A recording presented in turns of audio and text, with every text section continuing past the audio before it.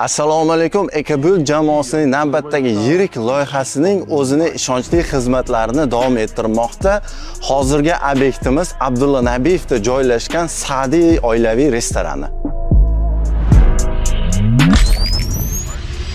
Ushbu obyektga biz zamonaviy ventilyatsiya tizimi, ya'ni rekuperatsiya o'rnatib berganmiz. Isitish sovutish tizimida kasetniy freonli sistema birga bir оборудованиеdan o'rnatilgan va qish mavsumi uchun to'plipol xizmatlarini ham mijozimiz xohlaganlaridek o'rnatib berdik.